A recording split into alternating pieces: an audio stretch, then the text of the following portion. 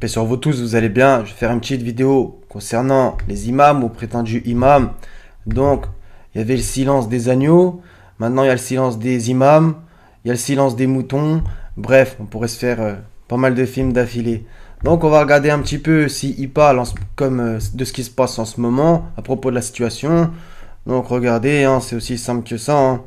Quand vous fouillez sur leur chaîne, il y a nada. On continue, donc nanana, etc. Rien. On continue, rien. Donc là, je fais les plus gros. Hein. Eric Younous, 124 000. Abdelmonem Boussena, 792 000. Rachid El Jay, on n'a pas le chiffre, mais il y en a beaucoup. Nader Abouanas, rien, 462 000. Ismaël Mounir, 320 000. Là aussi, il y a nada, etc. comme d'habitude. Donc moi, de toute façon, j'attends rien de ces gens-là, même si je serais heureux qu'ils puissent faire ce genre d'annonce, c'est-à-dire de avertir les gens, etc. Mais en vérité, ça révèle de la non-assistance à croyants et croyantes en danger, bien entendu, comme je l'avais dit il y a plusieurs mois, hélas. Et donc, ça se confirme de jour en jour. Ils se taisent devant tout ce qui se passe. Donc voilà, donc maintenant que le Seigneur les rétribue selon ce qu'ils font ou ne font pas. Sourate 5, verset 67. A'udzubillahi minash-shaytanir rajim. Bismillah. Ô messager, transmets ce qui t'a été descendu de la part de ton Seigneur. Donc c'est la phrase juste après qui va nous intéresser. Si tu ne le faisais pas, alors tu n'aurais pas communiqué son message. Et Allah te protégera des gens. Certes, Allah ne guide pas les gens mécréants. Quand on prend le concept de ce verset, voilà, il faut que tu avertisses les gens. Et on va aller tout de suite dans Ézéchiel, donc dans l'Ancien Testament. On va voir ce que le Seigneur y dit. Donc c'est à propos de les sentinelles. Donc les imams sont des sentinelles, qu'ils se soient établis d'eux-mêmes ou que ce soit le Seigneur qui les a établis. On va voir ce qu'ils doivent faire ou ne pas faire, etc. La parole de l'Éternel me fut adressée en ces mots: Fils de l'homme, parle aux enfants de ton peuple et dis-leur: lorsque je fais venir l'épée sur un pays, et que le peuple du pays prend dans son sein un homme et l'établit comme sentinelle, si cet homme voit venir l'épée sur le pays, sonne de la trompette et avertit le peuple, et si celui qui entend le son de la trompette ne se laisse pas avertir, et que l'épée vienne le surprendre, son sang sera sur sa tête. D'accord ? Il a entendu le son de la trompette et il ne s'est pas laissé avertir, son sang sera sur lui, s'il se laisse avertir, il sauvera son âme. Voilà. Si la sentinelle voit venir l'épée et ne sonne pas de la trompette, comme les imams, si le peuple n'est pas averti et que l'épée vienne enlever à quelqu'un la vie, celui-ci périra à cause de son iniquité, mais je redemanderai son sang à la sentinelle. Vous voyez, hein, ce passage il est clair. Je redemanderai son sang à la sentinelle. Donc voilà, donc tout ce qui se passe en ce moment, concernant tout ce qu'on vit, etc., on s'est compris. Et ce que cette situation peut engendrer et peut-être engendrera, à moins que le Seigneur en décide autrement, il faut se demander la question, les imams, est-ce qu'ils n'ont pas un rôle là-dedans? Bien entendu, 800 000 abonnés, tu sors pas un mot, Abdelmonem. Eric Younous, c'est pareil, pas un mot. Nader Abouanas, pas un mot. Ismaël Mounir, pas un mot. Rachid El Jay, pas un mot. Vous avez pas honte, franchement? Sérieux, vous avez pas honte? Ça, par contre, quand il s'agit de faire des cagnottes, là, vous en faites des vidéos. Hein?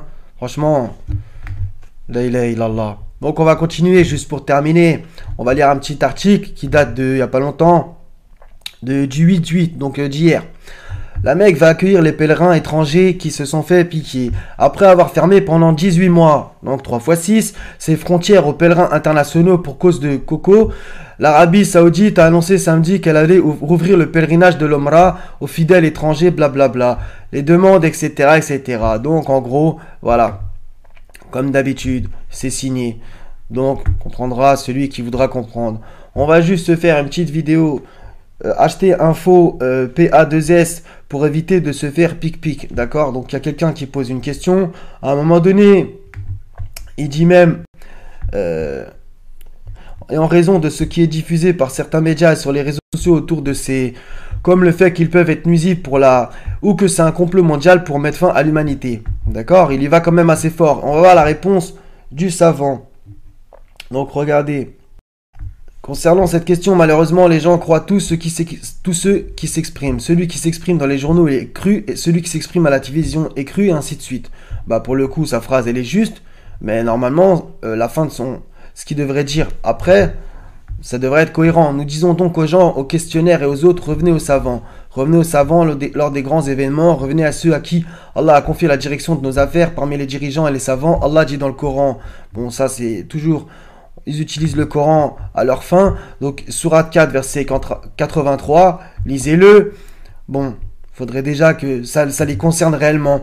Nous disons donc que les savants ont émis des avis juridiques sur la permission de la pique-pication, que c'est une chose permise et qu'il n'y a pas de mal en cela. Ah d'accord. Les savants parmi nos machaïrs et nos nobles savants ont même fait cela et ont reçu ce pique-pique. Voilà, donc en fait vous avez compris. Donc après, c'est eux qui vont dénigrer, de même que les dirigeants l'ont reçu ainsi que des millions de musulmans. Et il ne s'est pas produit ce qu'attendait ceci ou ce que prétendait cela comme complot et ainsi de suite, etc. Donc voilà, donc comme d'habitude, voilà, ils écoutent une seule voix. Franchement, c'est littéralement scandaleux.